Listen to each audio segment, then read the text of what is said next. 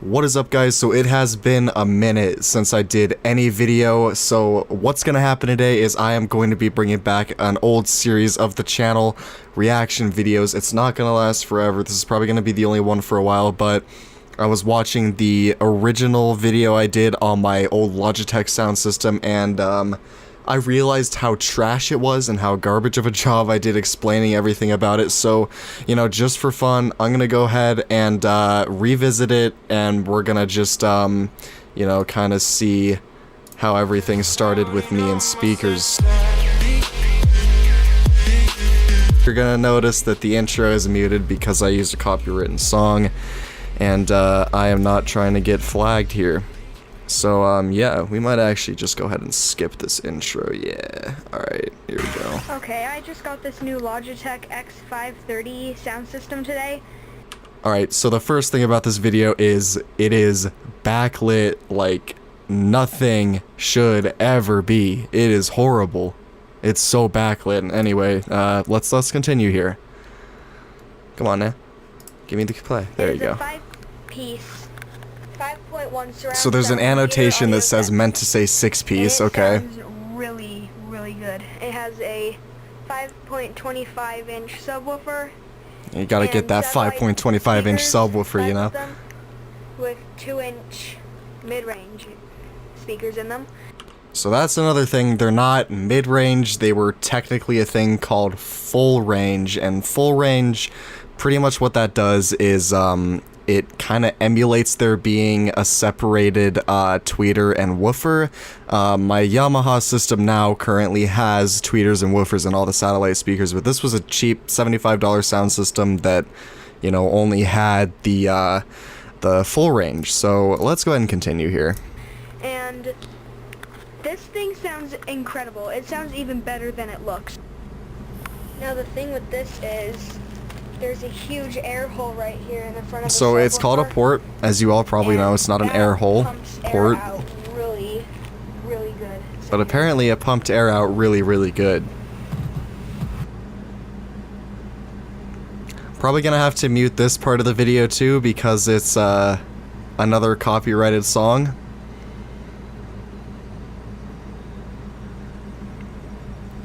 Okay, so I think pretty much what I'm doing here is just being like, oh look, it's moving this piece of plastic a little bit, look at that, isn't that sweet?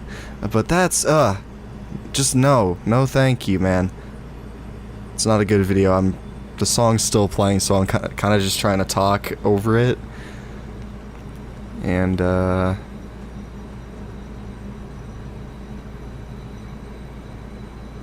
yeah, pause it. There you go. You know, this thing sounds so good. I'm gonna hook it up to my computer. That was the old DaSamNudge computer, by the way. And the old Harman Kardon subwoofer. That thing lasted friggin' forever. You don't even know. This is better than this, but this is older, and it's been through a lot of stuff.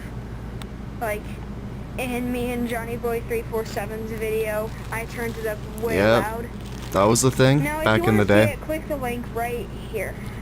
See it. And I actually did put an annotation. That's something I kind of suck at currently. It has started to rattle inside it a lot. Like, right here, something comes out. Alright, there it is. That's the main thing I wanted to touch on in this video. Nothing was popping out of the speaker physically and hitting the back of the cone. Now, what happened is actually the same thing that happened to the Logitech sound system about 5 years after I bought it. It started bottoming out because the surround had been stretched too much, I think is what causes it. Just take a listen to what this sounds like.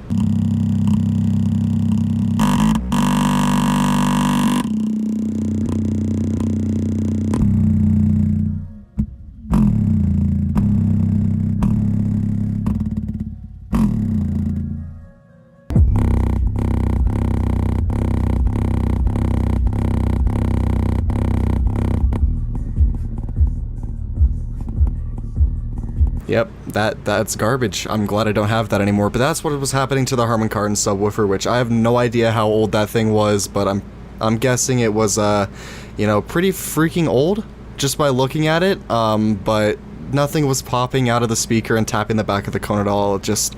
it was bottoming out. And for those who don't know what that means the little voice coil, the copper coil that's actually behind the dust cap here.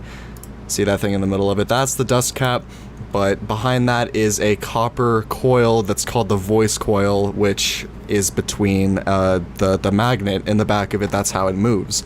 But when the surround extends too far or the speaker moves too much, that coil taps the magnet, which makes that horrible sound that you heard in that video I had of the Logitech system. Anyway, though, let's continue here. When it's on, which it's not supposed to do, but it's still a great subwoofer if you don't turn it up loud, but if you turn it up loud, it's gonna rattle like really bad. And that's again the same thing that happened to the Logitech Sub. Turn it up loud and it really sounds good. Now this has a really nice way of controlling it. The power button's right here, the volume is right here, and a really nice little knob thing. I don't know why the mic And on this camera right sounded so here is bad. for if you're around, like, if you're home. Listen to me trying to describe what the headphone jack's for. You just stick your headphones in there and crank your music to yourself. Oh, that was a Now, awful cut right there. Systems, no, not this one. This one has a thing, a wire that looks like a you know. VGA cable for a computer. That thing did actually look like a VGA cable, but it wasn't, See? you know? It looks like a VGA for computers. Wow, look at that crisp focus on that too. See? But the reason why they did that, I think, is that not only does it give audio to this, it also takes audio from this. Yeah, for those who don't know, again, about this system, again, it was a really cheap, kind of garbage sound system, but it was 75 bucks and it lasted like 5.5 years, you know? Yeah, I think 5.5, because this was July or June 2012. Then I got the Yamaha in January 2018. Either freaking way, though, the way I had it rigged up too was kind of ghetto because I didn't have a 5.1 signal to give it from my iPod Touch.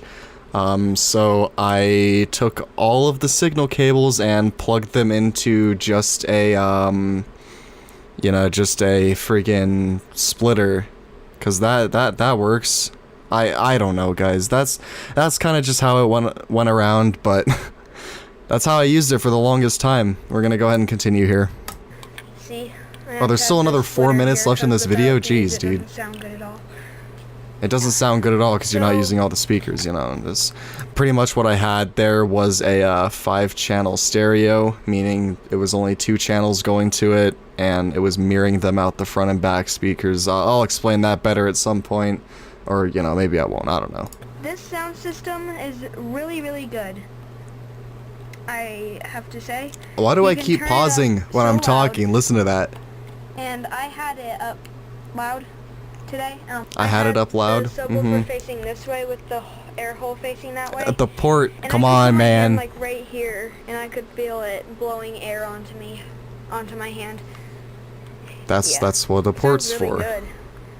So, and right here it has a subwoofer controller. So, Of course, gain knob, not subwoofer controller. You know, that's just what I called it back then, because I didn't friggin' know, but what's funny is the gain knob actually was smoother than the actual volume knob on the front right channel speaker, so, you know, there's that, I guess. We're gonna go ahead and continue. I turned it up all the way. That's me. I turn it up all the way. That's what I'm famous for. Keeping subwoofers Not up famous all the way. for, I mean, I still do it, but... Yeah. Now, I think that these have a tweeter on the top and a mid-range on the bottom. Nope. Probably wrong, but... Another thing that I was like... Okay, let me explain here. So I went from that, I was using 2 cyber acoustic satellite speakers with that Harman Kardon subwoofer, because I actually blew out the satellite speakers for those somehow. I actually don't remember how, but I was like, oh, I have to get a sound system with tweeters or it's not cool. That is not. That's just 2 full range speakers in each satellite. But I was like, no, there's no way, man. It's got tweeters and it's got mid range and it's got a giant subwoofer. The subwoofer was like about, I think, this big, 5 1/4 inch. That's about it. That's not very big. But you know, for my freaking, I was 11 at the time of this. So, yeah, there you go. That might be possible, but... It's not. No. It's not how it works. You can turn the stand around, like...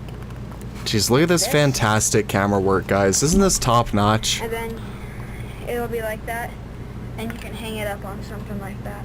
I did do that actually at this house, never at the old house though. That's what I'm gonna do for the ones that go in the back. Sets the camera down because he can't. Oh man, this is bad. One of them right there, and another right there. Again, that never happened because I couldn't figure out a way to mount them like that. I even tried duct tape, didn't work. This little speaker right here. So the stand on that speaker actually broke off back in 2015. I have no idea where it is now either. And it can... It did look like Wally a little bit. Do this. Yeah, it pivots. It was not a smooth pivot either, it was really tight. I guess that's about it for my new Logitech Z. Logitech Z. And then, okay, that transition, oh man, that pixelation, I edited this with iMovie, or no, Windows Movie Maker on the friggin' DaSamNudge 2350 way back when, but the reason for that transition being there even at all was because I was using a little Canon PowerShot camera which would lock the focus before you started recording. There was no way to change what it was focused on until you stopped recording and then refocused and then started recording again. So now, as you can see, that is as crisp as it gets for 480p. About it for my new Logitech ZX530. ZX530, come on, man. But X530. It's really nice. If you get these, they're pretty expensive, but pretty expensive. Okay. Bad. Put that into perspective right now. I keep escaping full screen by mistake, but okay, pretty expensive. Let me tell you guys. I spent $75 on that sound system total. 75 bucks. Again, for that price, it wasn't too bad, but freaking $75. I spent $430 on my Yamaha system, and then 70 more after getting the mounts and the wires and everything for it, because it came with wire, but it didn't come with mounts, and I wanted better wire and everything. So that receiver and all the speakers and the old Yamaha subwoofer was $500. After the mounts and accessories and everything.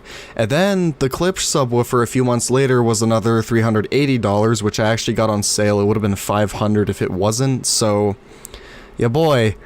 It's worth what you pay for. It was worth $75, I can say that much at least. Stop this video, you take a look at this while I tell you something. Last night at around midnight, the tornado siren went off. I do remember that, but it's way off topic. This is, that's worse off topic than we get in the Rantcast now. I'm actually just gonna skip over that, because it's friggin' stupid. So, yeah. And that was it. That's how I ended the video.